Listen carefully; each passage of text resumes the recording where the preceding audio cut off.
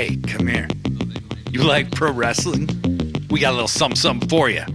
Two fans, 3,000 miles away. We each been watching for more than 30 years.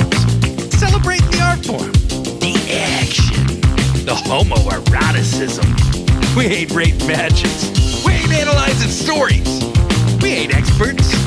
We just sit down, shut up, and mark out! Hello, everybody. Welcome to the 51st episode of Sit Down, Shut Up, Mark Out, a pro wrestling podcast about pro wrestling. And as always, I am joined. I'm Blade Daly. Forgot to say that part, but I'm joined by my co-host, the one, the only, the best there is, the best there was, the best there ever will be, the greatest Canadian pro wrestling podcaster in the history of Canadian pro wrestling podcasting, the one and only, I said that twice, Joshi G. Friendo, hello, how are you? Hey, yeah, I'm good. You know, I'm having a good week with all the awesome wrestling that we're getting, dude. How about you? Doing really good. I'm old now, so I got new blackout curtains delivered today, and I can control how light and dark it is in my abode a lot easier. So, highlight of my week. Please help me. Well, Please wait a help. second. Please. I got help into me. that like 5 years ago, so I guess I've been old for a while then. Well, I'm becoming a big boy. Well, yeah, I guess I'm you a big are boy younger now. than me after all. I'm an old big boy. I'm a young old girl. Okay. The other thing that just comes right just after the blackout curtains, as if this week couldn't get any better, is Spring Breakthrough this week on the WBD networks, baby, on Max. We got back-to-back nights of the sickest grabs. AEW officially surpassed WCW as the longest airing pro wrestling show on the Warner Turner network, family of networks, right? Past Nitro. Eric Bischoff was so magnanimous and saying that he really didn't care that much. It was no big deal to him. I'm sure that's why he spent the last 3 years grifting off how much he hates AEW and thinks Tony Khan has no idea what he's doing. But he did congratulate Tony. Hey, he deserves a little bit of credit for that, at least. At least he congratulated him. What a magnanimous thing to do the day of the show at the last possible minute. I Blade. Would it have been better if he would have said a bunch of nonsensical crap about AEW? At least he congratulated them. I will give Eric that. All I'm saying is Eric Bischoff never really stood for anything, and he continues. Of course not. Yes, I agree. Regardless of that, irrespective of that, the only real bummer is that with Collision on Thursday, there's no wrestling this weekend. Well, what about the company that's apparently not MAGA? I'm sorry, who? There's this Mega wrestling. Mania? Are you talking about Mega Mania this? Yeah. Oh. But according to some, they're not MAGA at all. I actually had somebody ask if I could give them an example of that. You could give them like 20 examples at this point. I'm like, bro, if I got to look it up, if I even have to be asked that question, like, we're not talking. So No. I just blocked him because I'm like, dude, like, if you need an example, give me a fucking break. Is this person living in a cage? Yes, I'm pretty sure they are, despite all their rage. And you like my little Billy Of course, Corgan joke? I love Smashing Pumpkins, of course. All right, but yeah, Mega Mania is this weekend, and Homelander will be fighting G.I. John. G.I. Oh, right, yeah, G.I. John. I was gonna say G.I. Joe, but Yeah. G.I. Joe is wrestling the hobo. So Yes. Oh, that's right, G.I. Joe, who also came out in support of MAGA this week. Who gives a shit? Yeah, we don't care. If you watch it, good for you. We're not going to spend a bunch of time talking about it, but we are not going to be watching it. We already got our WrestleMania Joshi, and it was the aforementioned spring breakthrough. I do want to say, despite the Bischoff shit, despite all that dumb shit, okay, AEW made this a celebration instead of just a dunk, okay? It could have easily been that, but it wasn't. TK did a bunch of media before the episodes aired, and even gave props to WCW for influencing his booking style. And at the end of the day, you know, despite whatever the Bully Rays or Mark Henrys or whatever these people say going forward, the perception that AEW is the new kid on the block and Tony doesn't know how the business works, that's over, okay? He does know how the business works. He's negotiated 2 TV deals for AEW now. And AEW is the longest running wrestling show on the Turner Network. So AEW's place in wrestling history, while it's still being written, it's solidified now as the number 2 most successful American promotion of all time. I had a dude come out this week and say, well, the ratings in the 80s and the 90s. And it's like, dude, shut up. You can't compare. You cannot compare. TV has changed. And also, this is no disrespect to WCW and to Nitro. What Nitro accomplished was absolutely astonishing. No disrespect to them at all. And I was very sad that WCW went out of business. I'm still bitter to this day. This is why I'm so grateful for AEW, because losing WCW hurt me. And now at least there's another promotion out there similar to WCW. And you also have to keep in mind, there are a lot of positive similarities between AEW and WCW. Well, and I think WWE has completely changed the way WCW is remembered. And I think that that's really gross, where it's like they basically make it seem like the last 2 years of WCW were the way it was the whole time.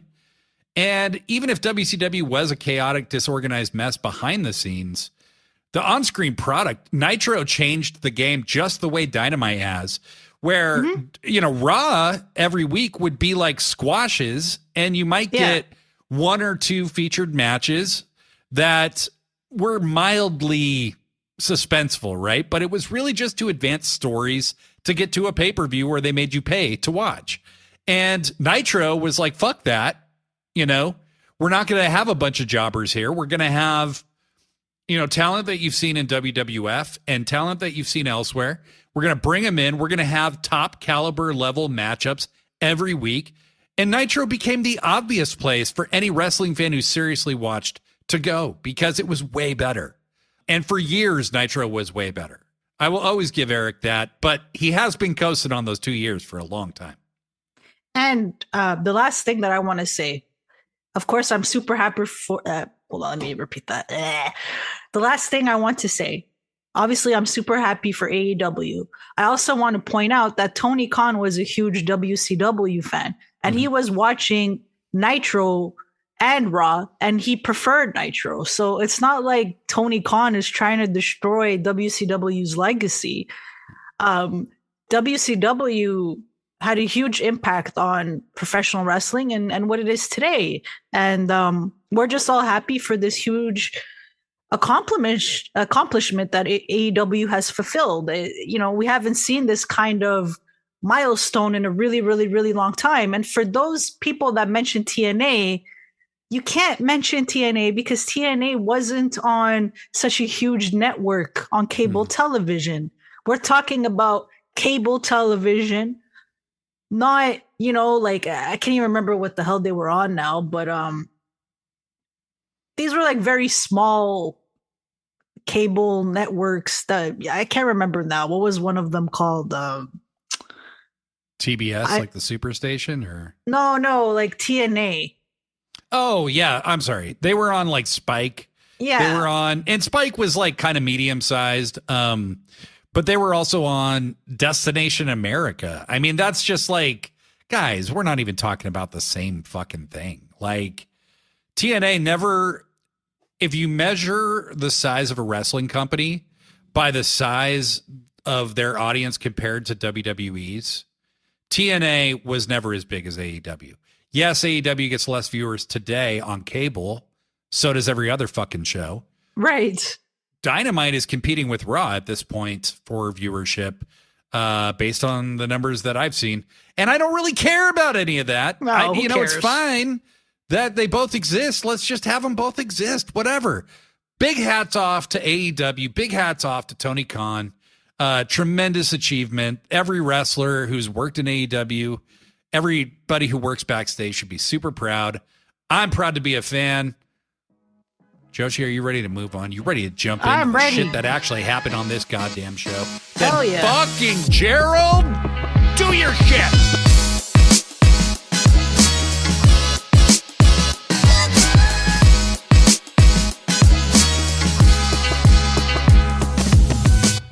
So, on Dynamite, we got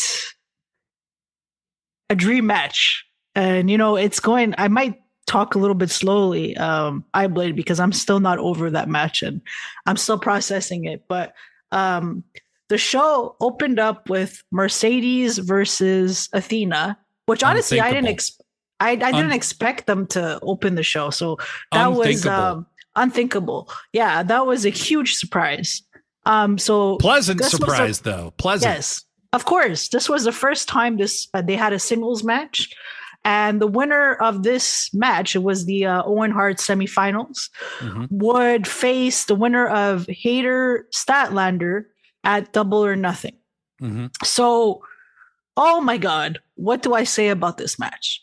First of all, these two had a ridiculous amount of chemistry. Insane. They were made for each other. Yeah. Secondly, the crowd was hot for this match the entire time. And third of all, some of the moves that they did legitimately scare me.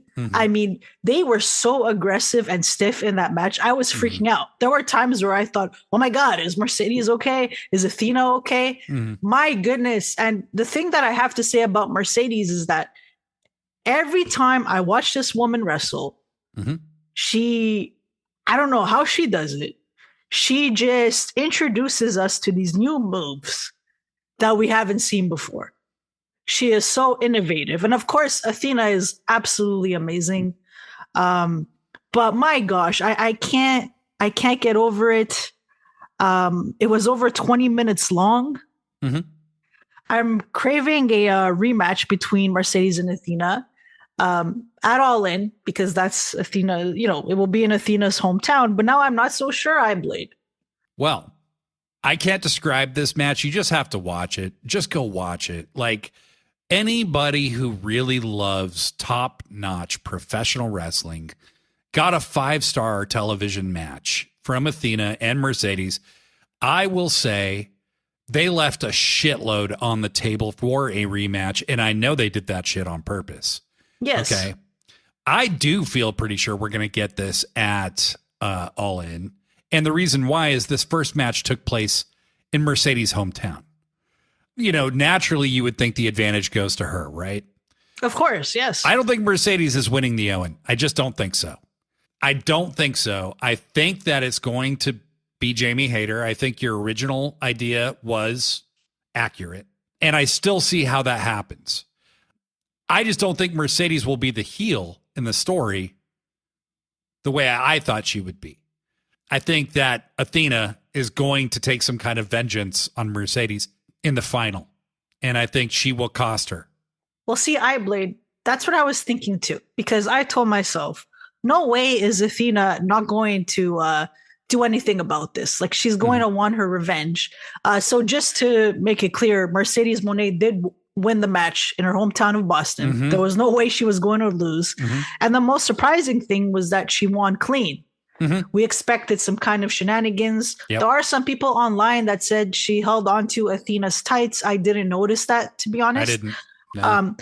So it's logical to me. But then after the match, when you see Tony Storm applauding her and Mercedes is waving at her, I thought, oh man, is this that match you're going to go with at All In? Because this is a huge freaking match, right?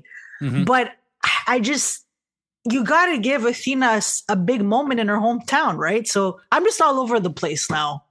I don't think so. I think Tony will be out there doing the same thing next week when Hayter and Stat fight. And it won't seem so much like her versus Mercedes. In that moment, I had the same thought, like, whoa, is this what they're doing for All In? Because they tempted you with the idea.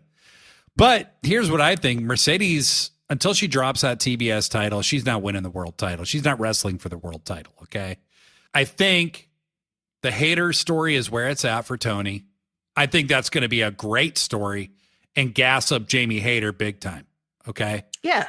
They cut a great promo on each other later, Stat and Hayter, kind of respectfully, like, I'm not going to, just because I respect you, I'm going to beat your ass still, right? And I love that.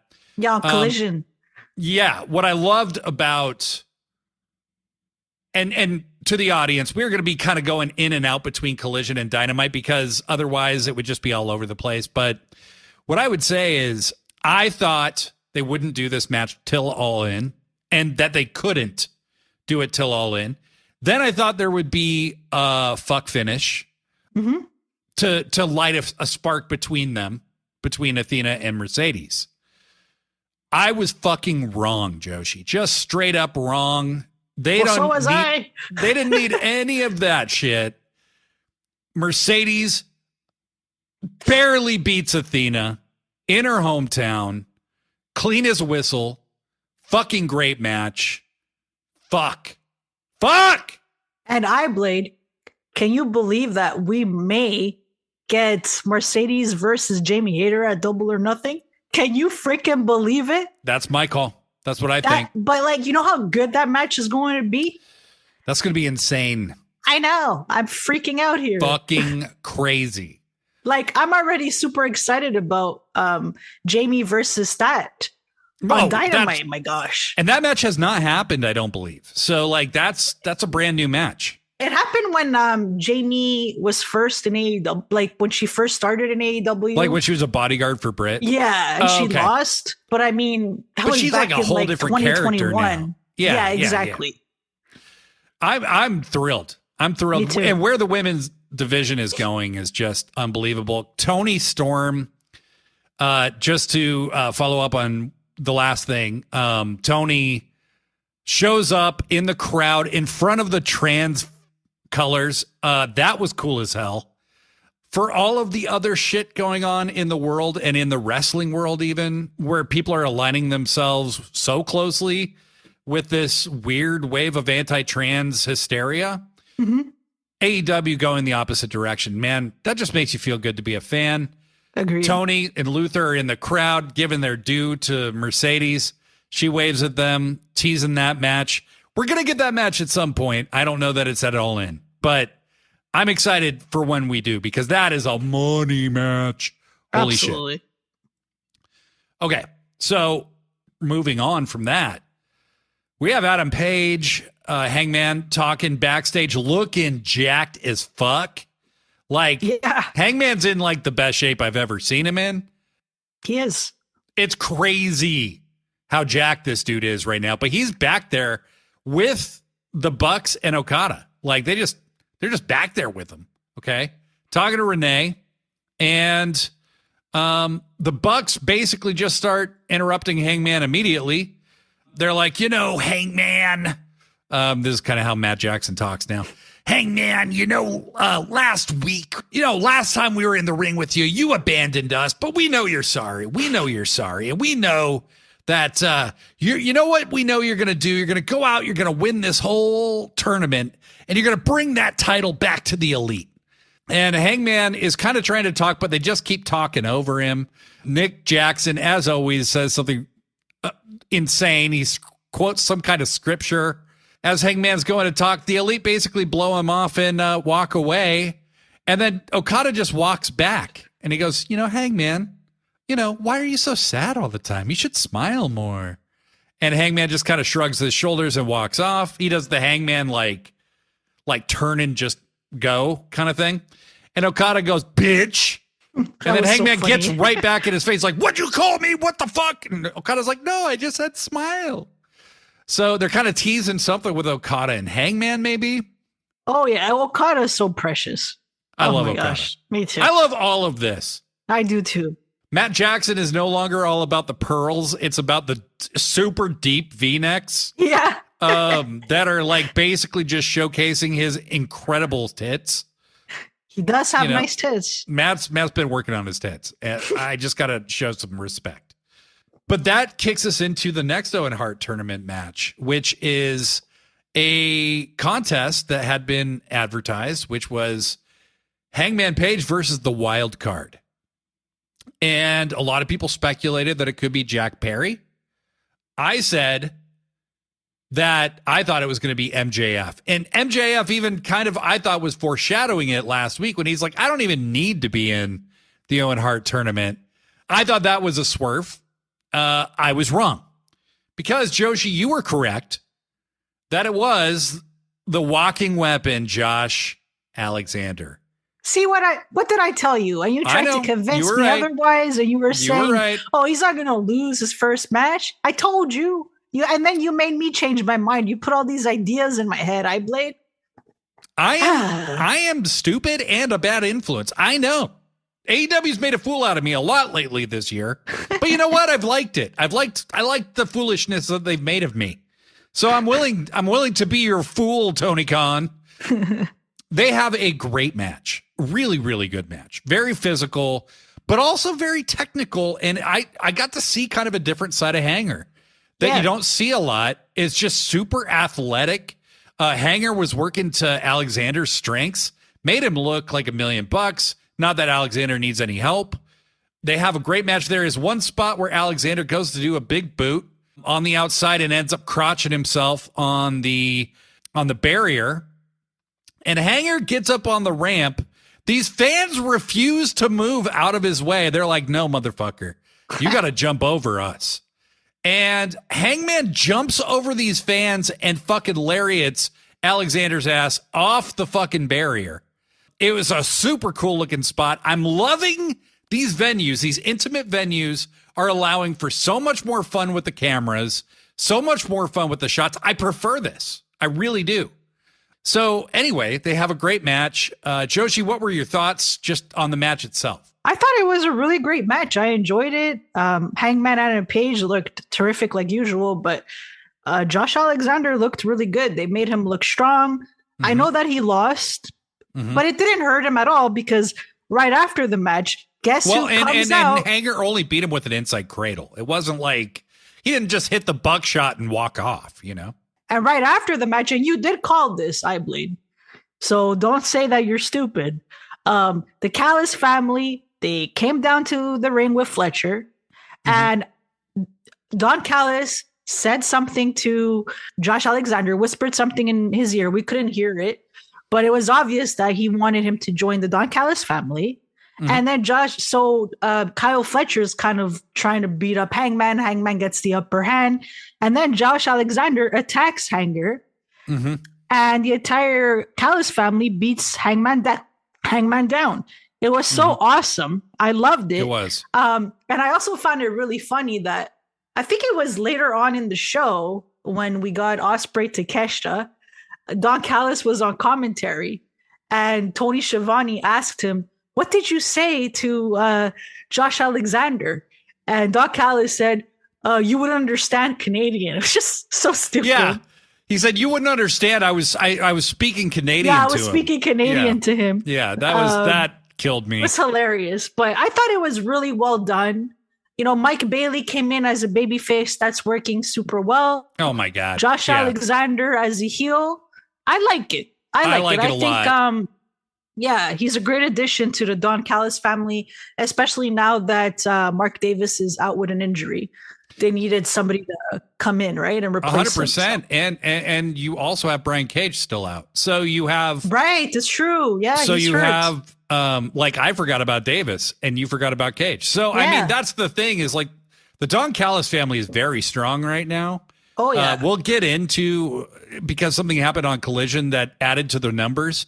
But we will talk about that later. But what I will say is this was a classic example.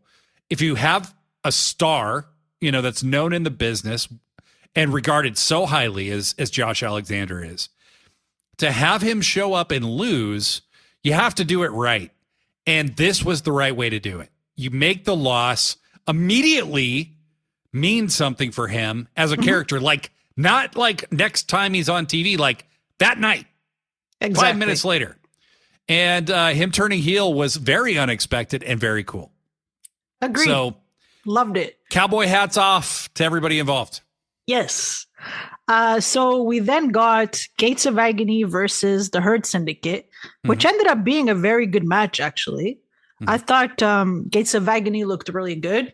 I want to see these guys on TV more regularly. I really like the Gates of Agony. Yep. And of course, Hurt Syndicate, they looked powerful, like always. But they made the Gates look really good. They did. They did give them a lot. And you know, the Hurt Syndicate, they're just so freaking over. Like at this point, they're baby faces to me. They're not heels anymore. It's hard to see them as heels. Yeah, you know, everyone's chanting, "We hurt people" all the time. They're just too cool. You know, you have to cheer for them. Yep. So iBlade, the next thing that happened right after this match, which appeared to upset some people, is something that we should talk about. Just because I'd like to see what was so problematic about this segment. So after the match, MJF comes out. He comes out with a bunch of girls in black. The implication is that they're sex workers. Right. He is still very desperate to join the Hurt Syndicate. Very desperate. Right. Bobby is not interested. He doesn't like him. He doesn't trust him. He even at some point said that Bobby Lashley was a slow learner. Yeah. So we know down the line, those two are going to wrestle each other. But anyway, so for me, I personally did not have a problem with this segment. I didn't think it was the strongest part of the show, but it wasn't bad either. I noticed that some people found it misogynistic, degrading and whatnot. I did not find this offensive at all. MJF is super desperate to get into the Hurt Syndicate. So, of course, he's going to try to win them over by any means possible. And he's a scumbag. This kind of behavior is not surprising from MJF. He didn't say anything bad about those women. The woman didn't do anything degrading. And, you know, to me, it's kind of one of those things where if you say that you're a supporter of sex workers, but then you have a problem seeing them on television, well, you kind of need to reevaluate whether you actually support them or not, because they really didn't do anything that I found disgusting or that made me upset. Some people were comparing this segment to WWE 2005. I just did not agree with that at all. iBlade, give me your thoughts. Well, I think you summarized it nicely. To just kind of wrap up what happened, MJF offered these, you know, this bevy of women essentially to the Hurt Syndicate. They were not interested. They didn't even care. I mean, Shelton was kind of slightly amenable to it, but then he wanted Max's watch is what he really wanted. And Max asked him to vote again, and Shelton turned him down again. And Bobby's obviously a hard no. And so nothing had changed, really. And then Max said, you know what? You want this watch? Take this watch. Take these girls. Just go. Shelton was actually very entertaining in this segment. He showed that he is corruptible. And even as Bobby was complaining later, the joke of this segment was supposed to be that the girls didn't really matter to them, right? That Shelton was more into the watch, you know, than the girls and blah, blah, blah. What I will say is I agree with you that if people support sex work, this is sex work. That's what they were depicting here. Okay. MJF paid these women to accompany these men.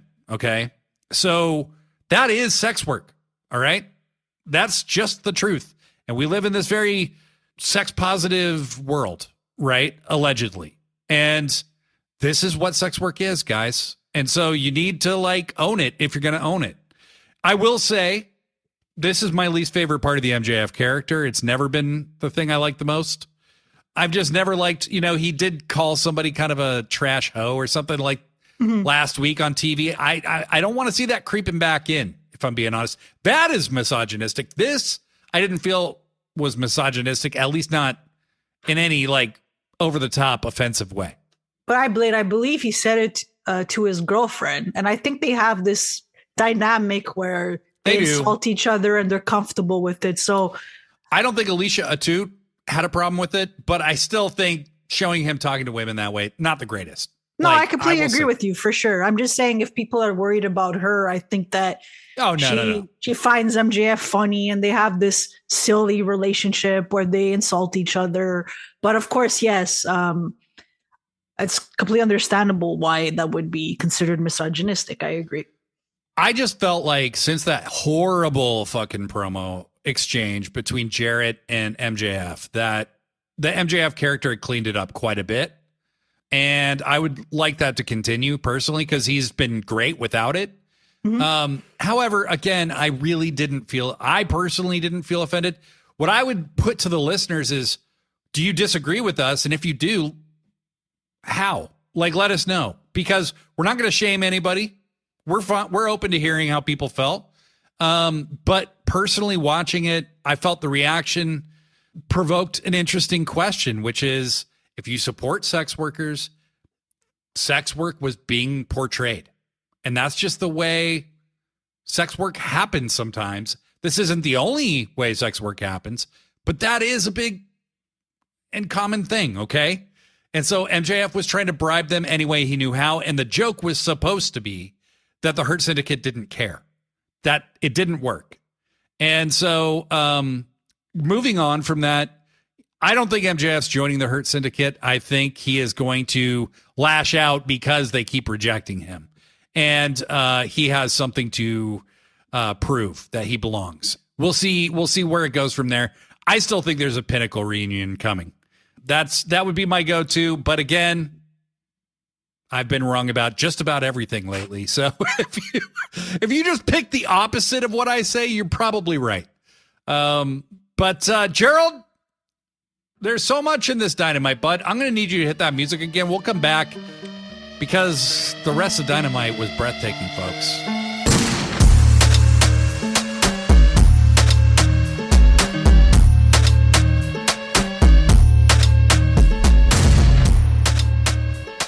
Gerald,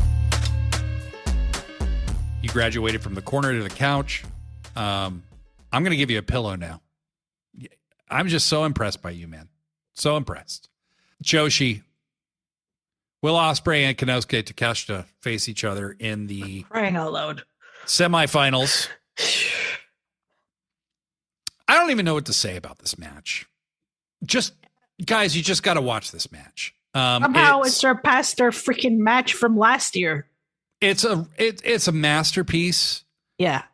I don't even know if this, I don't even know what the best match on this show was. Okay. It's just kind of take your pick. There's no wrong choice. Okay. If you like this match the best, I understand. If you liked Athena and Mercedes the best, I understand. Okay. I'm not even going to compare them. They're very different matches.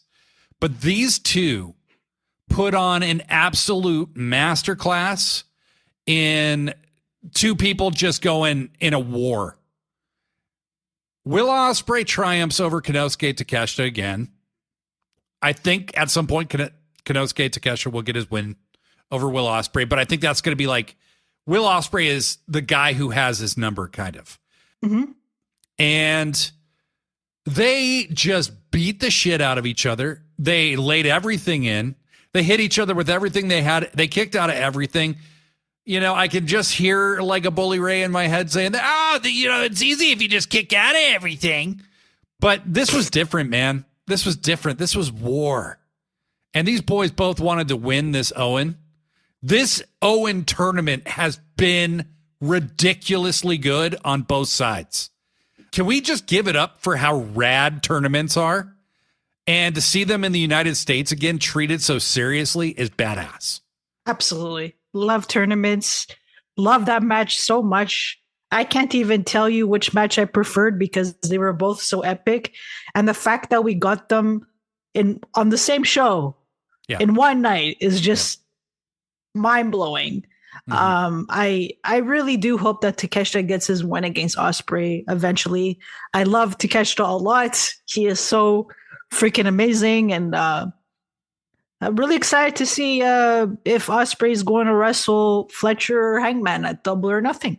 I think it'll probably be Hangman, but I'm not sure. Again, I have no fucking idea where this is going, but Ospreay wins his side of the bracket. He's in the finals. Takeshita looked amazing in this match.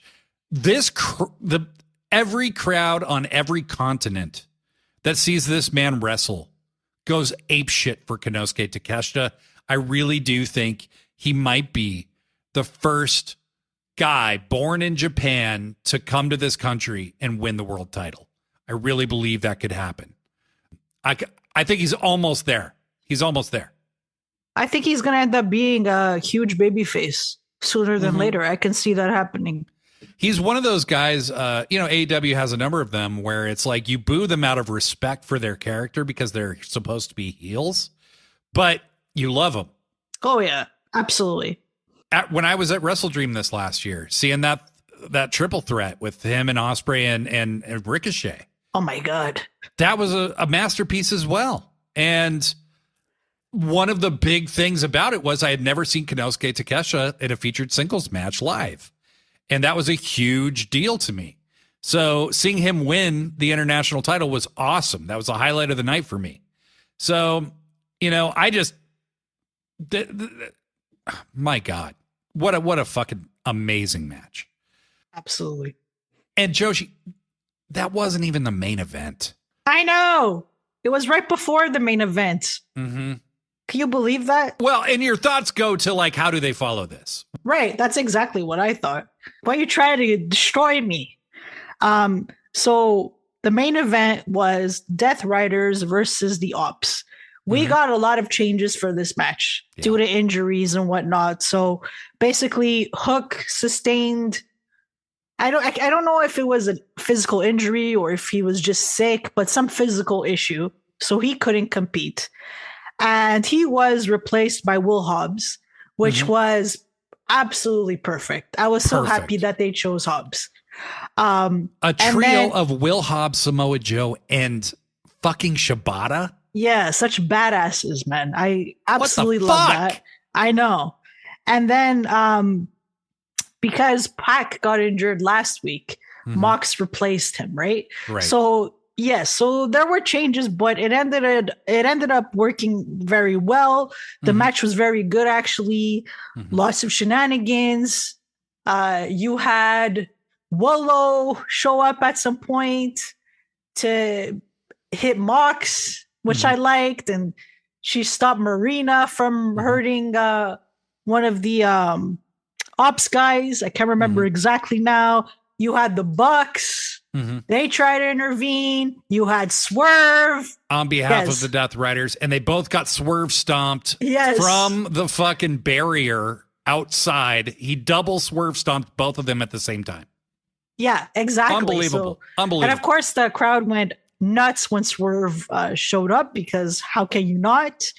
And what was actually really surprising to me was that Moxley got choked out by Joe. I honestly thought that Wheeler Yuta was going to get pinned. We all thought Wheeler, but Wheeler has been booked super strong lately, and I'm enjoying it. I'm enjoying seeing him progress.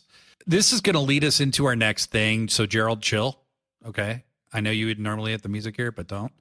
The Ops get the win. Joe chokes Moxley out. The Ops win the trios titles. And this is what I loved about this show, because Dynamite is really the show. You know what I mean? That's the legacy show of AEW. And they win the trios titles. It's the first time the Death Riders have actually lost a title or experienced even a serious setback. And instead of, having just a bunch of chaos and shenanigans, the babyface locker room empties out. Everybody comes out to celebrate with them. Swerve gets champagne in his eyes. Nana is celebrating. Swerve is like trying to clear his eyes out, and he's kind of smiling. Everybody is so happy. You get the Dark Order out there. You get a bunch of these first day guys that you don't get to see on Dynamite very often out there celebrating with the Ops. And it felt like such a great, triumphant close to the show that you see why this was the main event. It was the perfect ending for the show. And even though we had Mercedes and Athena and Ospreay and Takeshita, and neither one of those closed the show, this was the right thing to do. Somehow, some way, they made it all work. And it was a great match, too. Well, I completely agree with you. There were a lot of people that were upset by the Wrestle Dynasty ending. Mm-hmm. So I think that the ending of Dynamite made the fans feel really good. They needed that huge feel-good moment.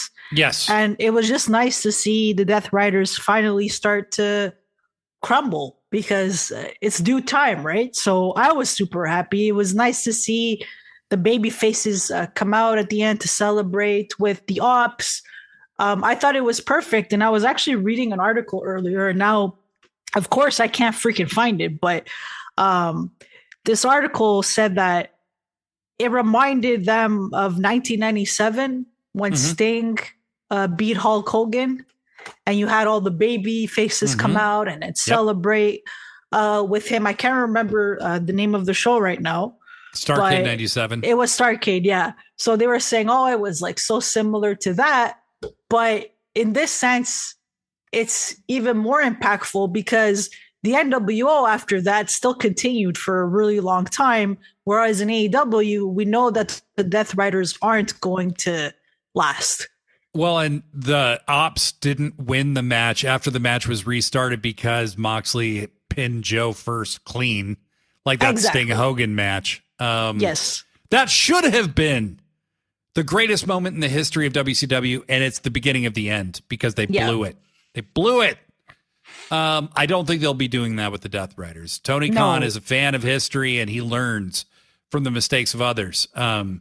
So when we come back, Joshi, we have quite the topic to discuss, and you alluded to it, which is the crumbling of the Death Riders. Gerald, now you can hit the music. Thank you.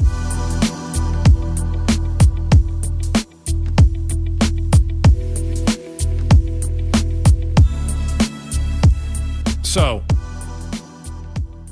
the Death Riders.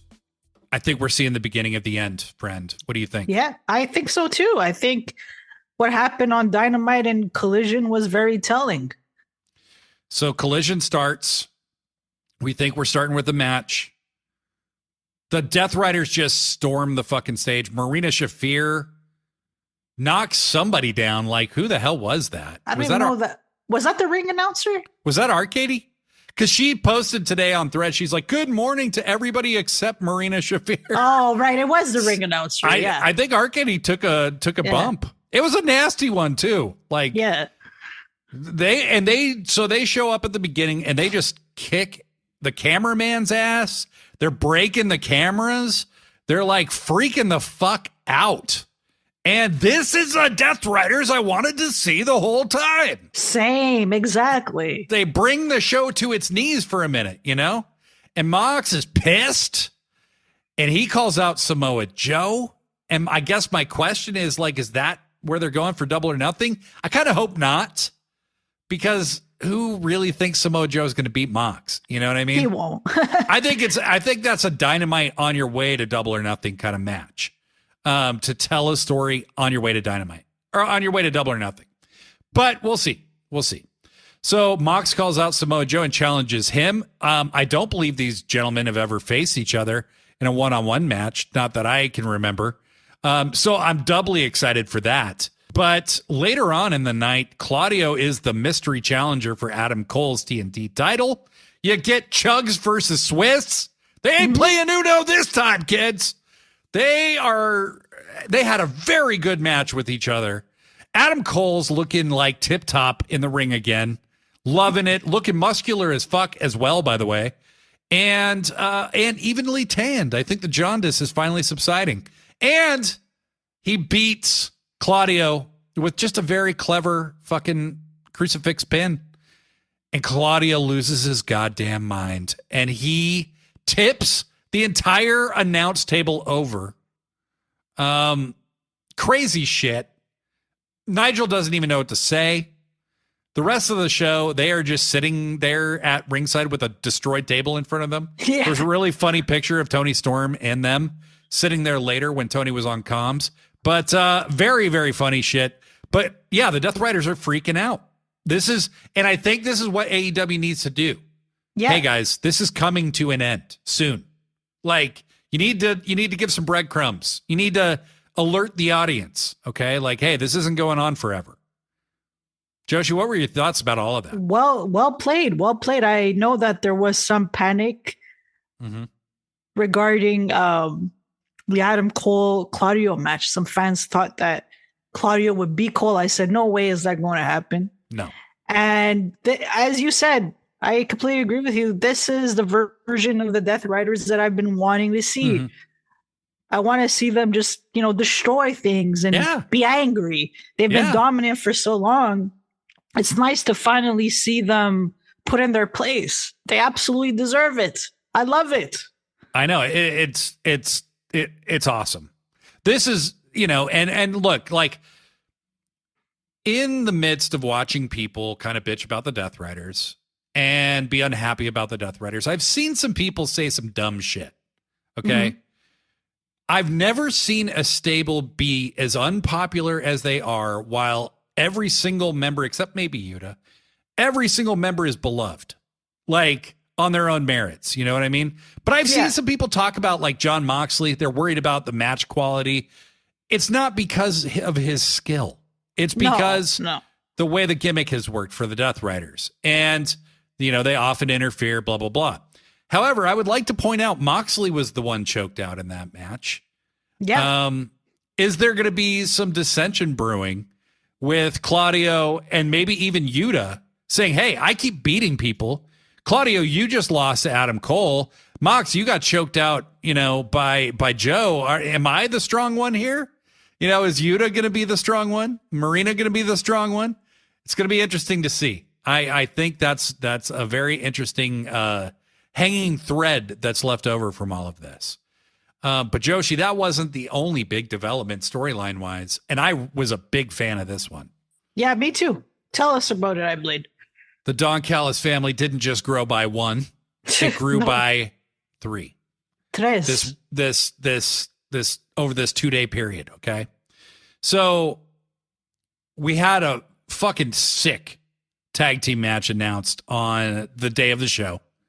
The Don Callis family says Takeshita and new member Josh Alexander are going to face Rocky Romero and Tomohiro Ishii.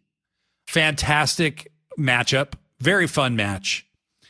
Ring of Honor put on a special episode on YouTube earlier in the day. So I had it on while I was pretending to work, basically. And Top Flight beat Rocky Romero and Tomohiro Ishii in their match, which to me felt like a bit of an upset. Okay. Rocky got pinned and he was mad at Ishii after the match. So for them to have another match on Collision, I think this was a big reason that special was aired earlier in the day, was to tease some dissension, because after a really, really fun match, Takeshita and Alexander were a fucking great pair. Oh my God. The Callis family gets the victory when Rocky refuses to tag in for Ishii. What a Rocky's turning heel, baby. And Ishii is left alone in the ring, double team, destroyed by two destroyers. Okay. And the Callis family gets out of the ring. Ishii's yelling at Rocky. Rocky's yelling at Ishii, when who should show up behind Ishii in a hood? I didn't know at first. Then I saw the beard underneath the hood a little bit, and I was like, oh, it's Trent. And Trent attacks Ishii. The Callis family runs back in the ring. Trent wants the handshake, and Callis doesn't give him a handshake. He gives him the big fucking wrench he was hitting everybody with, that he hit Chuck Taylor with, that Orange Cassidy hit him with. He hits Ishii with it. Rocky joins in the mauling, and him and Trent destroy Ishii. It looks like we have Roppongi Vice reunited, and Rocky Romero is now a member of the Callis family. I love it. I absolutely love it. In 2 days, we got Josh Alexander, Rocky Romero, and fucking Trent returning to the Callis family.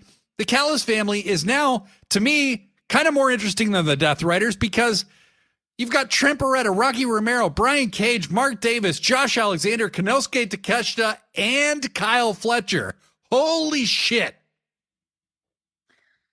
So, iBlade. Yeah. This is the best version of the Don Callis family. By a million miles.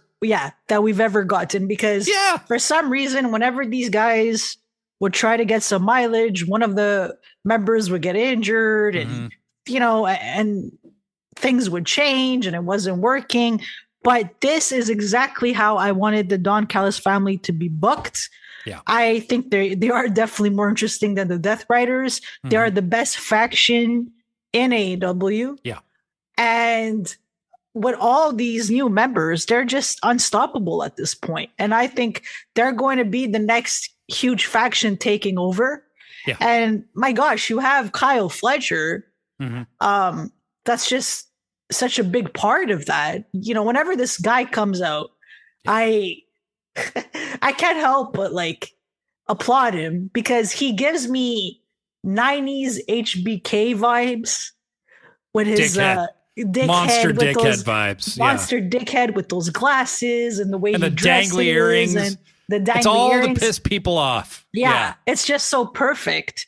And of course, you've got Takeshita, although I do think he will leave. I think those two are going to end up feuding at some point. Yeah, that's what I think too. But Lance Archer, Brian Cage, very huge men, very agile in the ring.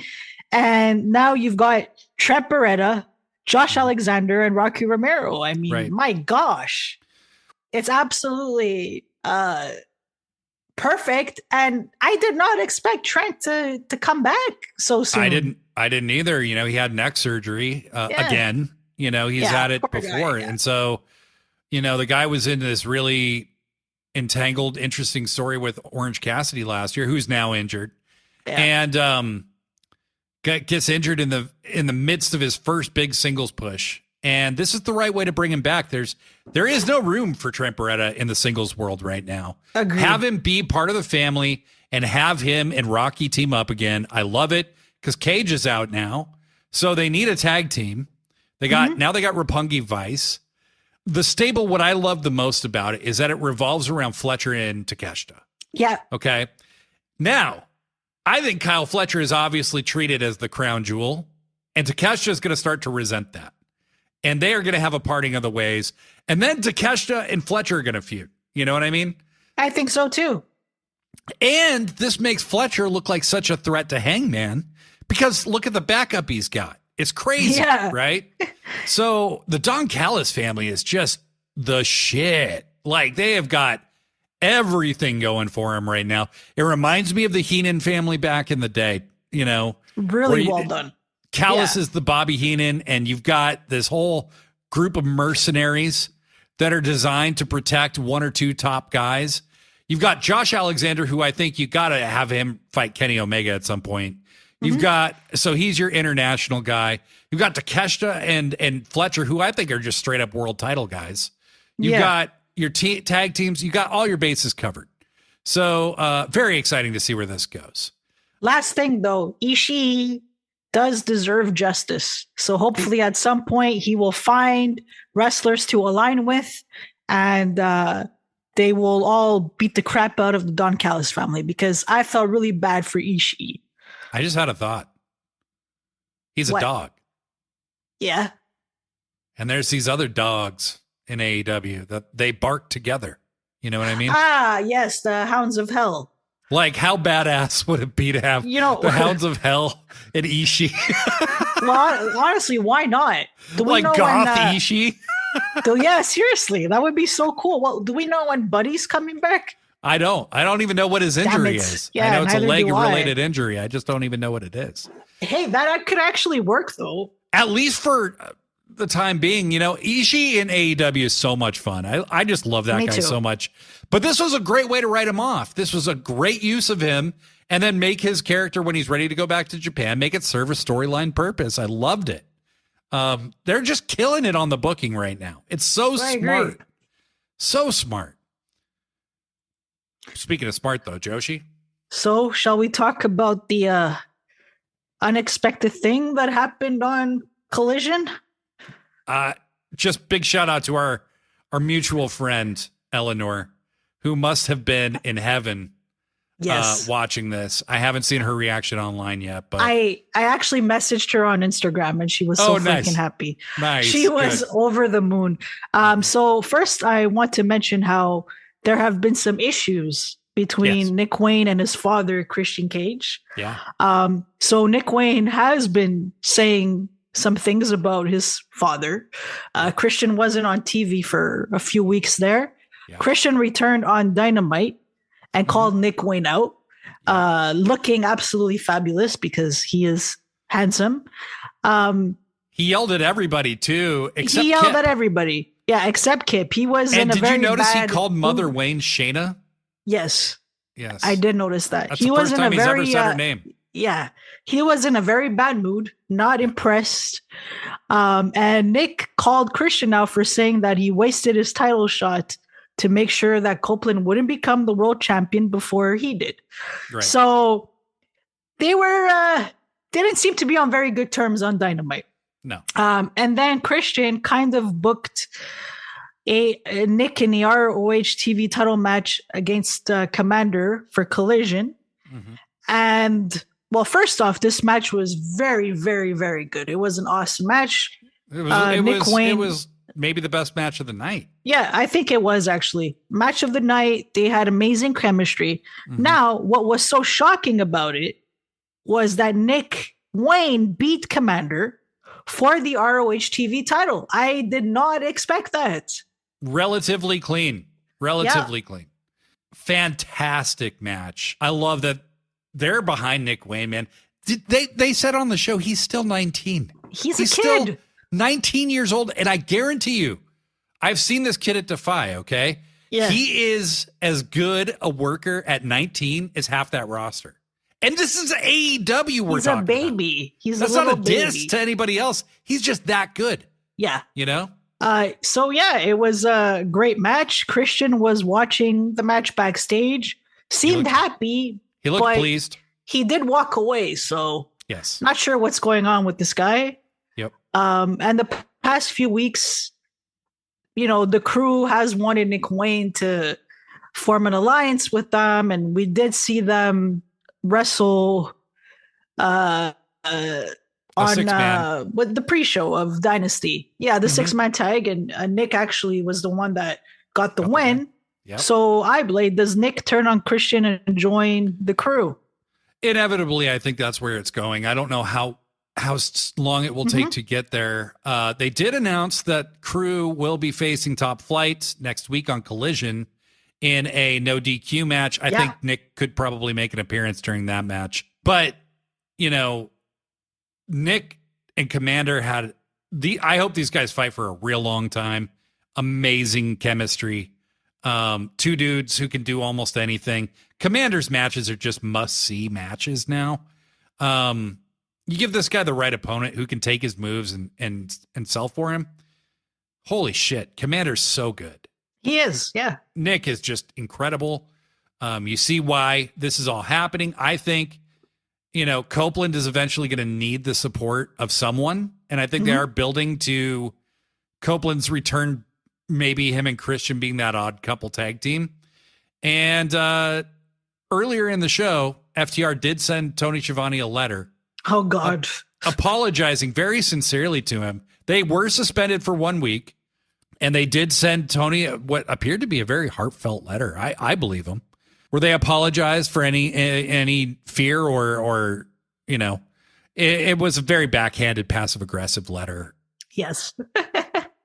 So, FTR is not far from the mix, but Nick Wayne basically just cleanly beating Commander was not in my bingo card.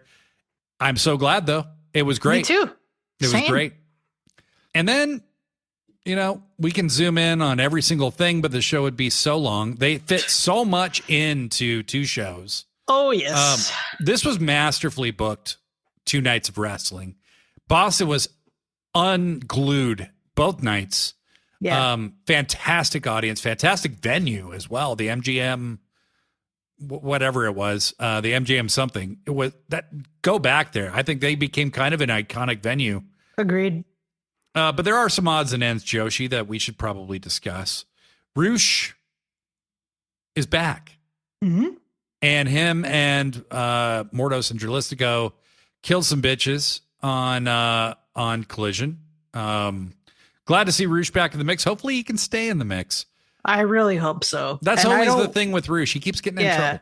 He's unpredictable, and I can't watch Mortos lose often, so hopefully they need to knock that shit off. Yeah, hopefully Roosh gets his shit together and they keep winning, because at this point I can't handle any more losses for Mortos. And all right, Blade, real quick before we get to the main event, there was something that I wanted to mention, and that's the backstage segment between Ricochet and Kevin Knight and my son, my little boy, Mike Bailey. Oh, that's right. That's right. Yes. Wasn't that hilarious?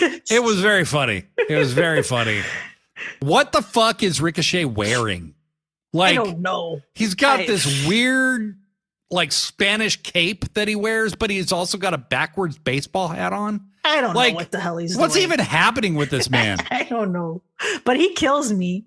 And I love that for some reason I keep wanting to say Blade, but it's Mike Bailey. I don't know what's wrong with me right now. But I like that Mike Bailey told him. Do you want to adopt me? Is that what it is? Yes, I want to adopt you too.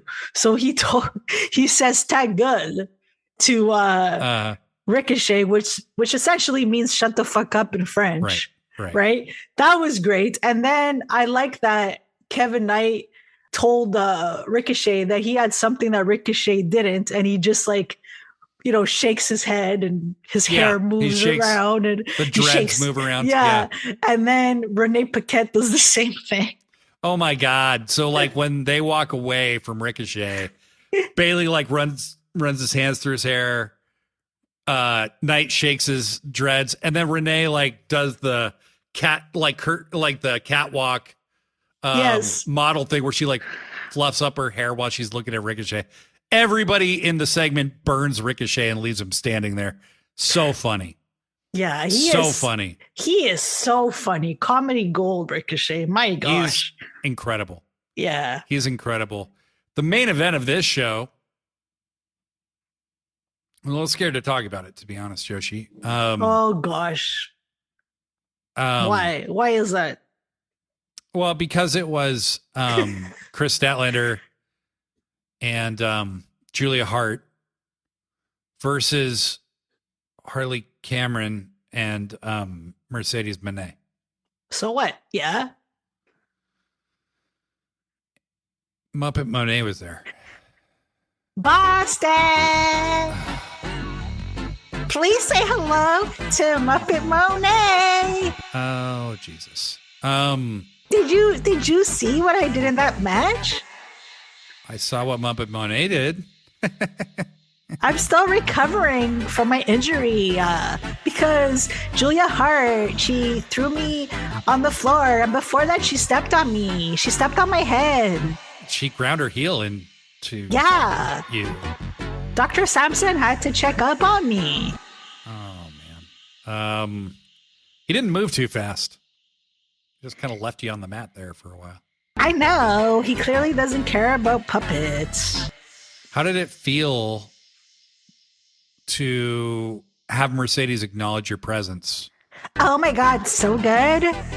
All I want is for Mercedes to love me and to teach me how to wrestle. That's all I've ever wanted. And how did it make you feel that they lost? How that Mercedes and Harley lost? So sad. I was heartbroken.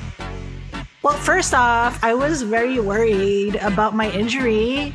And then I don't know what happened there, but Harley Cameron after the match wanted Mercedes to acknowledge me, and for some reason, my chest was completely exposed. So I don't know what happened there, but whoever exposed my chest, I didn't appreciate that. That is not compassionate behavior. No. Okay. Muppet Monet. Are you the real Muppet Monet? I am. Okay, because I have a question. Okay. Like, if there's not somebody's hand up your ass, does that feel better or worse when there's not? I don't know. Like, at this point, I'm used to both methods. So I'm just grateful to be alive and to be on TV whenever Harley and Mercedes are together. Okay.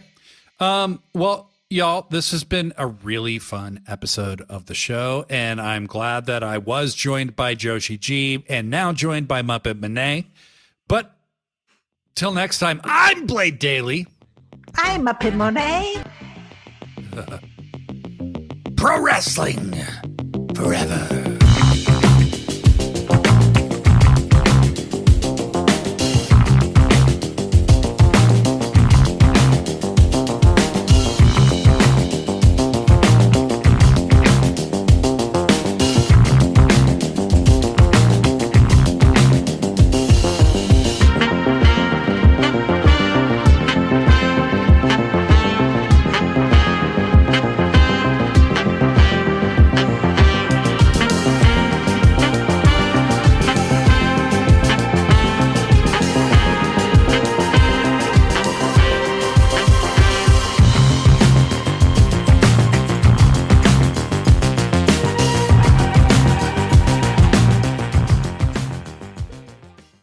Get the hell out of here, Jack Parrot!